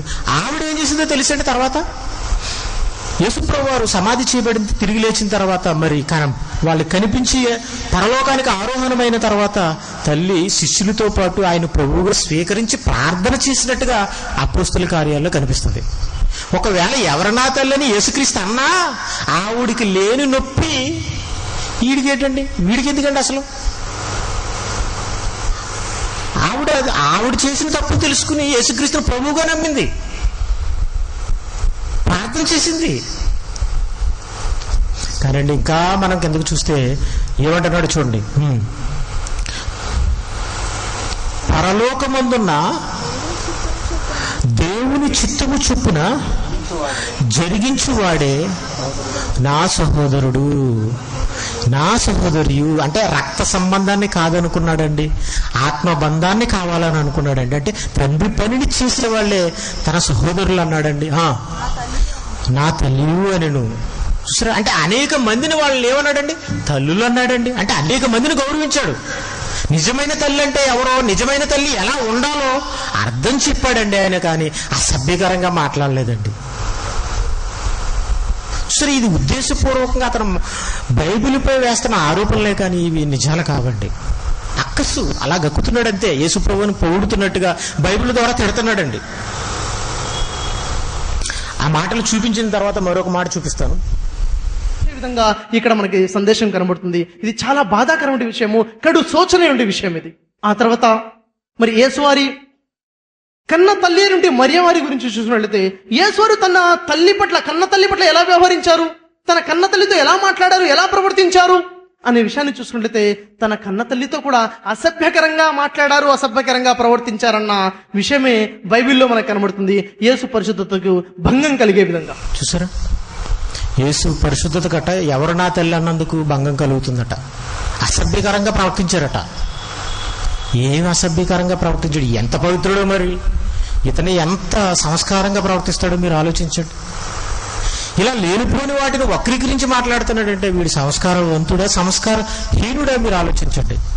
అయితే మరొక మాట అండి, యేసువారు ప్రజలతో మాట్లాడేటప్పుడు ప్రజలతో ఎలా సంభాషించారు, ప్రజలతో ఎలా మాట్లాడారు అంటే, బైబిల్లోని కొన్ని వాక్యాలు ఏమంటున్నాయంటే, యేసువారు ప్రజలతో అసభ్యకరంగా, ప్రజల్ని అగౌరవపరుచుకుంటూ, ప్రజల యొక్క మనోభావాలను దెబ్బతీసే విధంగా మాట్లాడారు అన్న సందేశము బైబిల్లో కనబడుతుంది. ఆ విధంగా బైబిల్లో రాయబడి ఉంది. ఉదాహరణకు మనం చూసినట్లయితే మత్తయి సువార్త 12వ అధ్యాయము 38 నుండి 40 వాక్యాలు మనం చూసినట్లయితే, అక్కడ ఏం కనబడుతుంది, యేసువారి దగ్గరికి తన ఇశ్రాయేలు జాతి ప్రజలు, ఎవరు, తన జాతి ప్రజలే, తన ఇశ్రాయేలు జాతి ప్రజలైనటువంటి శాస్త్రులు, పరిసయ్యులు వస్తారు. వచ్చి అంటున్నారు, బోధకుడా. ఎవరు బోధకుడు? యేసు. బోధకుడా, నీ వలన మేము ఒక సూచక క్రియ చూడగోరుచున్నాము, ఒక అద్భుతాన్ని, మెరాకిల్ని చూడాలనుకుంటున్నాము, ఒక అద్భుతాన్ని చూంచవా అని యేసువారిని అక్కడ శాస్త్రులు, పరిసయ్యులు అడిగినప్పుడు యేసువారు జవాబుగా అంటున్నారు, వ్యభిచారుడైన చెడ్డతరం వారు సూచక క్రియను అడుగుచున్నారు. ఏమంటున్నారు యేసువారు? వ్యభిచారులైన చెడ్డతరము వారు, వ్యభిచారం వల్ల కలిగినటువంటి చెడ్డతరం వారు. చూడండి, ఈ విధంగా ఒక దేవుని యొక్క ప్రవక్త, సమాజాన్ని సంస్కరించడం కోసం వచ్చిన ప్రవక్త మాట్లాడి ఉంటారంటే, ఆనాటి శాస్త్రులు, పరిశీలన వ్యభిచారులైన చెడ్డతరం వారు అని అన్నాడని, ఈ యేసుక్రీస్తు తప్పటివాడని ఇతను అంటున్నాడండి. కాబట్టి చెడ్డవారిని చెడ్డవారంటే, వ్యభిచారులను వ్యభిచారులు అంటే తప్పేటండి. బైబిల్లో ఒక మాట ఉంటుందండి, లోక స్నేహము దేవునితో వైరం. వ్యభిచారం అండి, వ్యభిచారులారా ఈ లోక స్నేహము దేవునితో వైరం అని మీరు ఎరగరు. అంటే లోకాన్ని స్నేహిస్తే దేవుణ్ణి కాదని, దేవుని సంకల్పాన్ని నిరాకరిస్తూ, ఆయన ఎన్నో సూచక్రియలు చేస్తున్న, ఆయన శోధించాలని వచ్చిన వాళ్ళని, మరి లోకాన్ని స్నేహిస్తున్న వాళ్ళని వ్యభిచారులు అంటే తప్పేటండి. మరి ఇతను బాధపడుతున్నాడండి, వాళ్ళ లాంటి వాడే ఇతను, కాబట్టి ఇతనికి బాధ వచ్చిందండి. ఇంకొక క్లిప్పింగ్ చూద్దామండి. అయితే తన ఇజ్రాయేలు జాతి ప్రజలతో అయితే ఈ విధంగా మాట్లాడుకుంది, ఇశ్రాయేలు జాతి ప్రజలు కాని వారితో యేసువారు ఎలా సంభాషించారో మనం చూసుకున్నట్లయితే, మత్తయి సువార్త 15వ అధ్యాయము 21 నుండి 26 వాక్యాలు మనం చూసినట్లయితే, యేసువారి దగ్గరికి కానాను అనే ప్రదేశం నుంచి ఒక స్త్రీ రావడం జరుగుతుంది. ఆ స్త్రీ వచ్చి యేసువారితో మొరపెట్టుకుంటుంది, యేసువారిని వేడుకుంటుంది. ఏమని? నా కూతురు దయ్యం పట్టుకుని ఉన్నది, బహు బాధపడుచున్నది, దయచేసి నీ అద్భుతం ద్వారా దయ్యం వెళ్ళగొట్టే విధంగా చేయమని, సహాయం చేయమని కేకలు వేసి సహాయం కోరుతుంది. యేసువారు మాత్రం ఏమాత్రము మాట్లాడడం జరగదు, ఏమాత్రం యేసువారికి కనికరం రాదు. అంతలో యేసువారి శిష్యులు వస్తారు, ఆమె కేకలు వేయడం చూసి యేసువారితో ప్రాధేయపడతారు, యేసువారిని వేడుకుంటారు, ఆమెను పంపివేయండి అనేసి. యేసువారు అంటారు, నేను ఇశ్రాయేలు ఇంటి వారైనా నశించిన గొర్రెల వద్దకే తప్ప మరి ఎవరి వద్దకు నేను పంపబడలేదు. నా సువార్త, నా సందేశము, నా అద్భుతాలు, నా మహిమలు ఎవరి కోసము? ఇజ్రాయేలు జాతి వారు నశించిన వారి కోసం మాత్రమే, ఎవరి కోసం నేను పంపబడలేదు అన్నారు. అయినప్పటికీ ఈ మాట విన్న తర్వాత కూడా ఆ స్త్రీ అక్కడి నుంచి వెళ్ళిపోలేదు, ఇంకా రిక్వెస్ట్ వస్తుంది, ఇంకా సహాయం కోరుతుంది. అప్పుడు యేసువారు అంటారు, యేసువారు ఏమంటున్నారు? పిల్లల రొట్టెలు తీసుకొని కుక్క పిల్లలకు వేయుట నాకు యుక్తము కాదు కదా.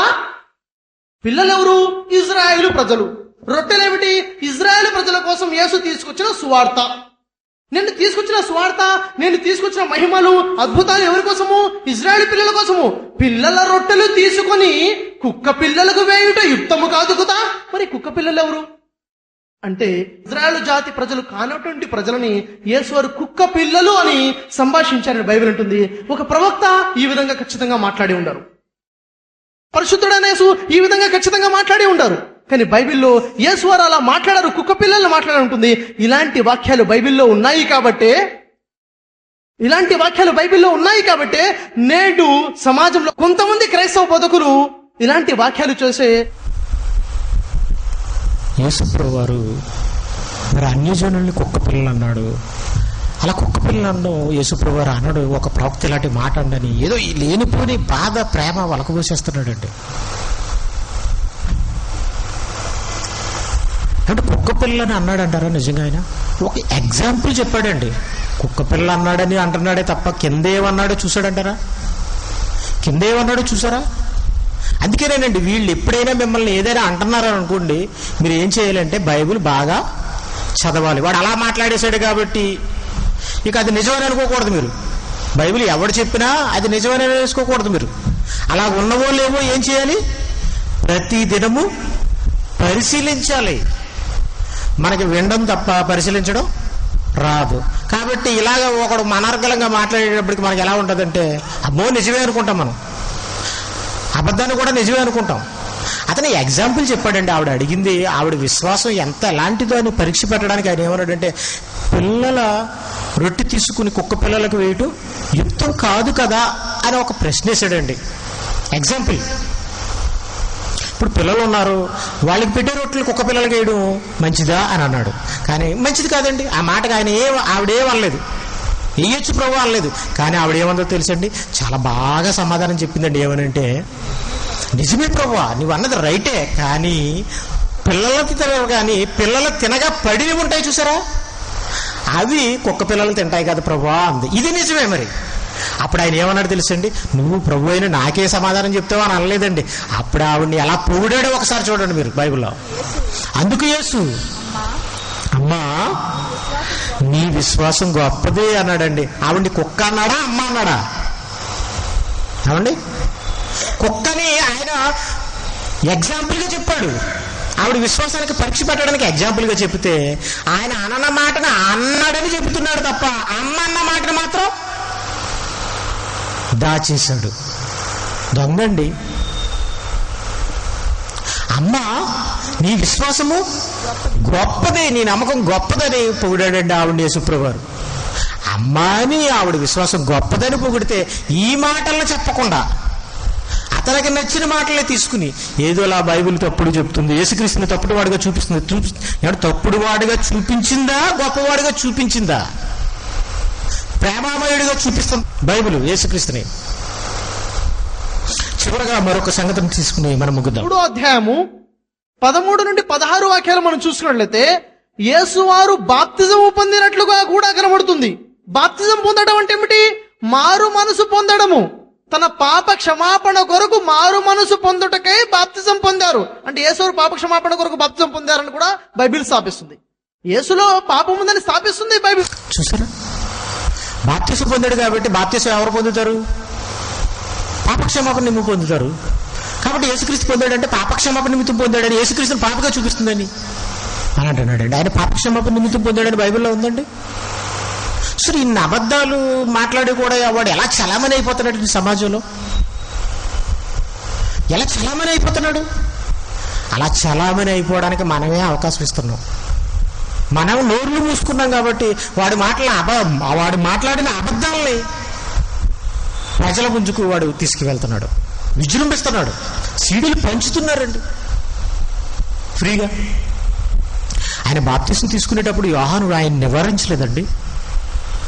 నీ వలన పొందవలసిన వాడు ఉండగా నీవు నా వలన పొందుతావా అని నివారిస్తే నీతి యావత్తు ఇది మనకి తగి ఉన్నది. రూల్ ఈజ్ రూల్ అండి, రూల్ ఫర్ ఆల్.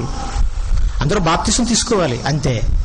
యేసుక్రీస్తు ఎందుకు తీసుకున్నాడు? మాదిరిగా ఉండడానికి. నీతి యావత్తు ఇకపోతే యేసుక్రీస్తు ఎందుకు తీసుకున్నాడో మరి ఈయన చెప్పాడు.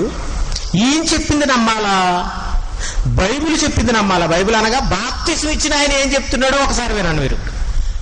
బైబిల్ అంటే ఏంటనుకున్నాడంటే, బైబిల్ అంటే మనం షఫీకి తెలియదండి బైబిల్ గురించి.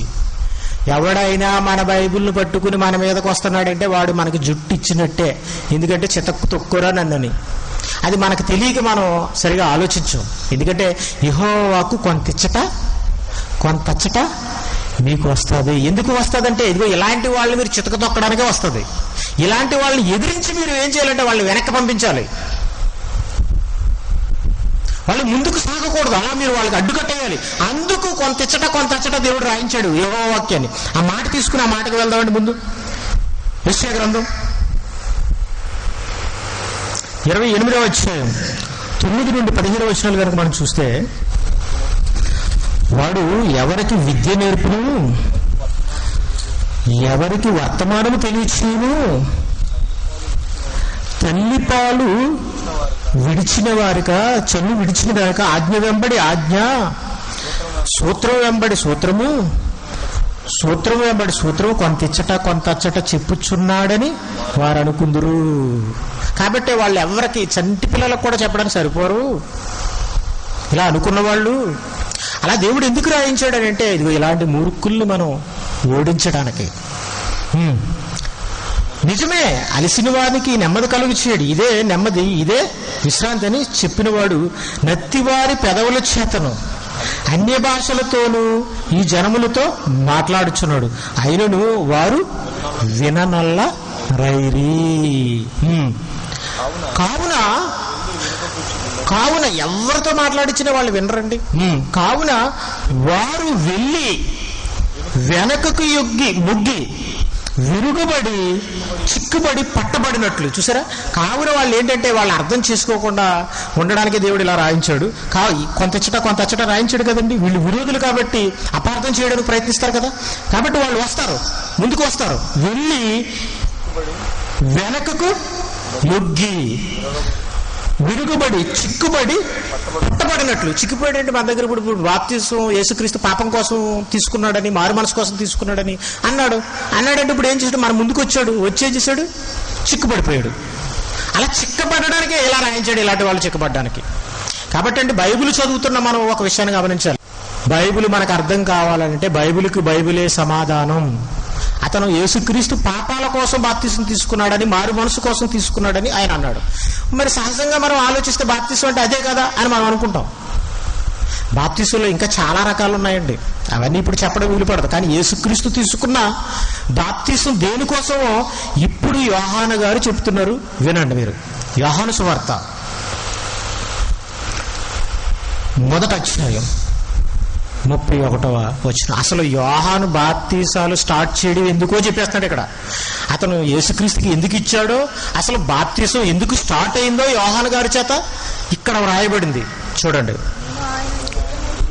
నేను ఆయనను ఎరుగునైతిని, యేసుక్రీస్తు నాకు తెలియదు గాని ఆయన ఇశ్రాయేలీలకు ప్రత్యక్షమగుటకు నేను నేలలో బాప్తిసం ఇచ్చు. ఆయన ఇశ్రాయేలీలకు ప్రత్యక్షం కావడానికి. చదవండి. ఇశ్రాయేలుకు ప్రత్యక్షమగుటకు నేలలో బాప్తిసం ఇచ్చుచున్నాను. ఒక ఆయన రాబోతాడు, ఆయనే మెస్సియా, ఆయన ఇశ్రాయేలుకు ప్రత్యక్షం అవ్వాలంటే ఆయన రాకముందు నుంచి నేను బాప్తిసాలు ఇవ్వడం స్టార్ట్ చేయాలి. చూసారా, యేసుక్రీస్తు బాప్తిసం ద్వారా ప్రత్యక్షపరచబడటానికి ముందు నుంచి బాప్తిసాలు ఇచ్చాడు. అది ఆయన బాప్తిసం వెనకున్న సీక్రెట్. నేను నేలలో బాప్తిసం ఇచ్చు వచ్చితినని చెప్పును, మరియు యోహాను సాక్ష్యం ఇచ్చు ఆత్మ పావురం వలె ఆకాశం నుండి దిగివచ్చుట చూచితిని, ఆత్మ ఆయన మీద నిలిచెను. అదండి, ఆత్మ ఆయన మీద నిలిచినప్పుడు ఆయనే దేవుని కుమారుడని ఈయన తెలుసుకున్నాడు, ఈయన చెప్పాడు. ఇంకా కిందకు చూడండి, నేను ఆయన ఎరిగినైతిని. మరలా అదే మాట రిపీట్ చేస్తున్నాడు చూడండి. గాని నీళ్లలో బాప్తిసం ఇచ్చుటకు నన్ను పంపినవాడు నీవు ఎవరి మీద ఆత్మ దిగివచ్చి నిలుచుట చూతువో ఆయనే పరిశుద్ధాత్మలో బాప్తిసమిచ్చువాడని నాతో చెప్పును. చూసారా? అంటే దేవుడు నీవెవరి మీద అయితే పరిశుద్ధాత్మ నిలవడం చూస్తావో ఆయనే పరిశుద్ధాత్మలో బాప్తిసం ఇచ్చేవాడని నాతో చెప్పాడు. కాబట్టి ఆయన తెలుసుకోవడానికి, ఆయన్ని ఎరగడానికి ఆయన ముందు నుంచి బాప్తిసం ఇచ్చాడండి. అప్పుడు ఈయన అంటున్నాడు, ఈయనే దేవుని కుమారుడని నేను తెలుసుకుని సాక్ష్యం ఇచ్చి. ఇదండి యేసుక్రీస్తు ముందే బాప్తీసాలు ఇవ్వడానికి, యోహాను బాప్తీసాలు ఇవ్వడానికి కారణం యేసుక్రీస్తు బాప్తీసం పొందడానికి. అదే తప్ప పాపం కాదండి. మరి వీడు పాపం కోసం, మారు మనసు కోసం పొందాడని అంటున్నాడు. వీడిని ఏం చేయాలి చెప్పండి? నిజంగా ఈ సభ్యం మరి నిరూపించాలి కదండి. దమ్ముంటే ఇలాంటి మాటలకు సమాధానం చెప్పాలి కదా, లేకపోతే చావాలి. లేకపోతే సిగ్గుతో తల వంచుకుని ఇంట్లో కూర్చోవాలి. అయినా వాడు కూర్చోడు, మరలా ఇంకొకటి, లేకపోతే మరా ఇంకా ఇంకొకడిని. కానీ మనం అవకాశం ఇవ్వకూడదండి. ఇలాంటి వాళ్ళకి చిన్న పావునైనా పెద్ద కర్రతో కొట్టాలి అనే సామెత ఉంది. ఇలాంటి దుర్మార్గులు ఒకటి తర్వాత ఒకడు, ముందు దేదాత్ వచ్చాడు, తర్వాత ఇంకొకడు, అలా ఈ మధ్యన చాలా మంది పుట్టుకొచ్చేస్తున్నారండి. కారణం వాళ్ళు చితక్ కొట్టవలసిన వాళ్ళు మనం చితక్ కొట్టకుండా మామూలుగా కూర్చుంటున్నాం కాబట్టి తప్పు మనదేనండి. ఎందుకు మనం అలా ఉండిపోతున్నాం? భయపడిపోతున్నావా? ఏమంటే భయపడిపోతావా? చంపేస్తారా? కొట్టేస్తారా? మరి ఆనాటి అపోస్తులు దెబ్బలు తిన్నారు కదా, వాళ్ళు ప్రకటించి దెబ్బలు తిన్నారు కదా. మరి వాళ్ళు దెబ్బలకు భయపడితే వాళ్ళు ప్రకటించరు కదా. చంపేస్తారని భయపడిపోతే ఆనాటి అపోస్తులు ప్రకటించరు కదా. అయినా బైబిల్ నిన్ను చచ్చిపోమంది కదా ప్రభు కోసం. నా నిమిత్తము, సువార్త నిమిత్తము ప్రాణం పెట్టేవాడు దాన్ని దక్కించుకుంటాడు. తన ప్రాణాన్ని కాపాడుకునేవాడు సువార్తలోకి వెళితే, దేవుని మాటలు ప్రకటిస్తే ఎక్కడైతే తన ప్రాణాలు పోతాయోనో, తనకు దెబ్బలు తగులుతాయోనో, దీన్ని కాపాడాలనుకున్నవాడు దాన్ని పోగొట్టుకుంటాడని అన్నాడే. అంటే నరకానికి పోతాడని అన్నాడే. మరి భయపడితే నరకానికి వెళ్ళిపోతున్నావు అని అర్థం చేసుకోవా? గ్రహించవా?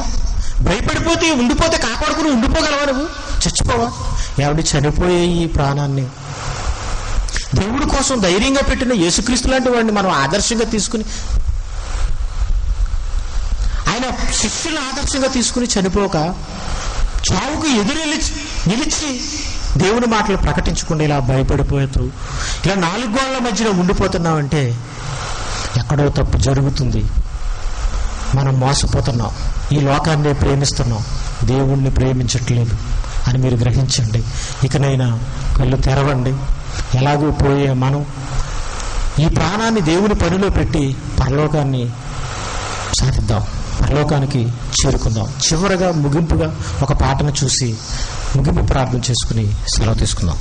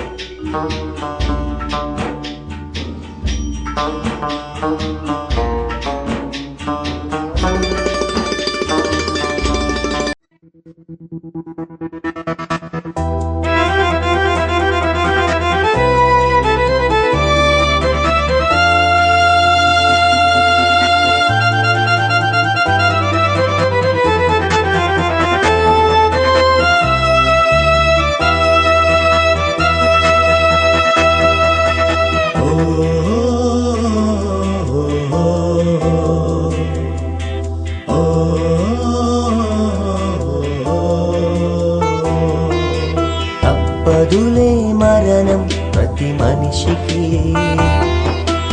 ఏ క్షణమో ఆ క్షణం తెలిసేదెవ్వరికి.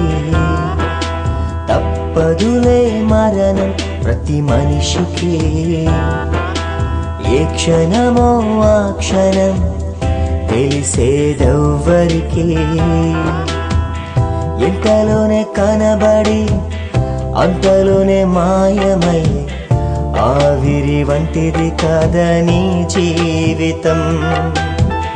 ఇంతలోనే కనబడి అంతలోనే మాయమయ్యే ఆవిరి వంటిది కాదని జీవితం.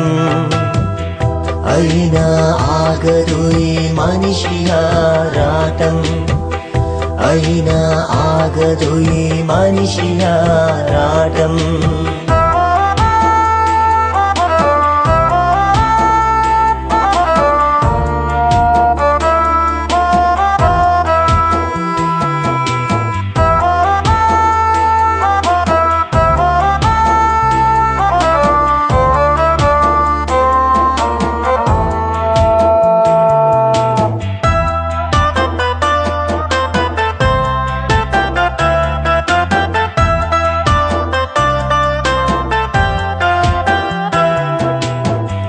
ఏది తెలియదు ఈ లోకానికి, ఏమి తీసుకెళ్ళలేవు మరో లోకానికి. ఏది తెలియదు ఈ లోకానికి, ఏమి తీసుకెళ్ళలేవు మరో లోకానికి.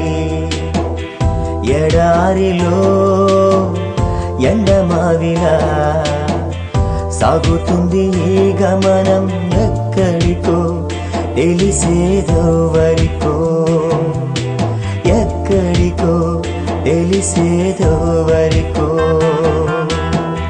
తెలిసి తెలియక సాగిన ఈ ప్రయాణం ఆగుతుంది చావుతో ఆలోచిస్తే ఒక క్షణం. తెలిసి తెలియక సాగిన ఈ ప్రయాణం ఆగుతుంది చావుతో ఆలోచిస్తే ఒక క్షణం. పదులే మరణం ప్రతి మనిషికి, ఏ క్షణమో ఆ క్షణం తెలిసేదెవ్వరికి. తప్పదులే మరణం ప్రతి మనిషికి, ఏ క్షణమో ఆ క్షణం తెలిసేదెవ్వరికి. ఇంతలోనే కనబడి అంతలోనే మాయమై ఆవిరి వంటిది కాదని జీవితం. ఇంతలోనే కనబడి అంతలోనే మాయమై ఆవిరి వంటిది కాదని జీవితం. అయినా ఆగదు ఈ మనిషి ఆరాటం, అయినా ఆగదు ఈ మనిషి ఆరాటం.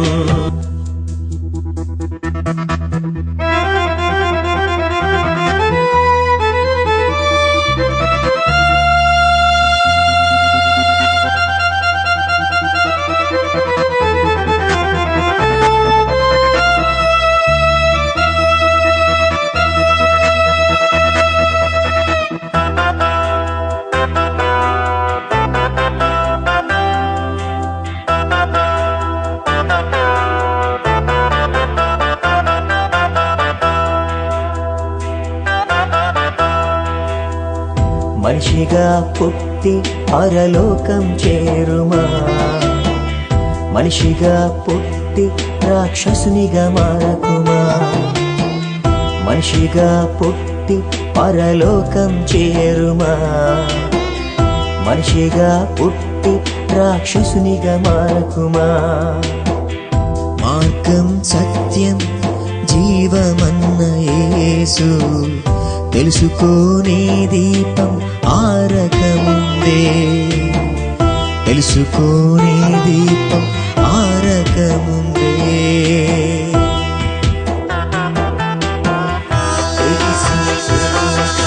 సాగిన ఈ ప్రయాణం ఆగుతుంది చాలు. ఆలోచిస్తే ఒక్క క్షణం తెలిసి తెలియక సాగిన ఈ ప్రయాణం ఆగుతుంది చాలు. ఆలోచిస్తే ఒక్క క్షణం తెలిసి తెలియక సాగిన ఈ ప్రయాణం ఆగుతుంది చాలు. ఆలోచిస్తే ఒక్క క్షణం తెలిసి తెలియక సాగిన ఈ ప్రయాణం ఆగుతుంది చాలు. ఆలోచిస్తే ఒక్క క్షణం.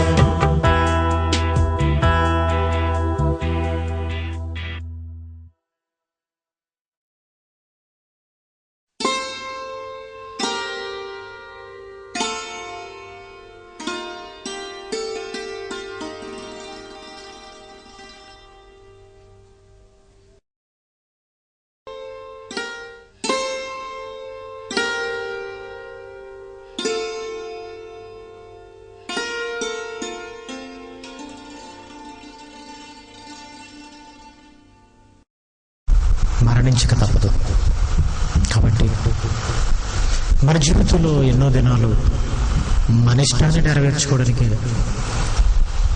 మనం జరిగించాం. కానీ ఇక నుంచి అయినా ఒకనాటి అపోస్తుల ప్రారంభ కాలపు మొదటి శతాబ్దపు శిష్యుల ప్రాణాలకు తెగించి దేవుడి కోసం పోరాడదాం. అలా పోరాడితేనే క్రైస్తవ్యం విజృంభిస్తుంది. అలా పోరాడకపోతే క్రైస్తవ్యం చల్లారిపోతుంది. అలా పోరాడే క్రైస్తవ్యాన్ని వాళ్ళు ప్రపంచవ్యాప్తం చేశారు. క్రైస్తవ్యం ఉండాలన్నా, తండ్రి సంకల్పం నెరవేరాలన్నా ప్రాణత్యాగం తప్పనిసరి. కాబట్టి పోయే ప్రాణాలే. కాబట్టి ఆత్మను చంపనేరక దేహాన్ని చంపువారికి భయపడొద్దన్నాడు. ఆత్మను దేహాన్ని నరకలేసేవాడు దేవుడు. కాబట్టి ఆయనకు భయపడి ఈ శరీరాన్ని చంపే వాళ్ళకి మనం భయపడకుండా ఆత్మను నరకానికి వేసే దేవునికి భయపడి తండ్రి చిత్తాన్ని నెరవేర్చాలని మిమ్మల్ని కోరుకుంటూ ఈ నా మాటలు ముగిస్తూ మరి ప్రార్థన చేసుకుందాం.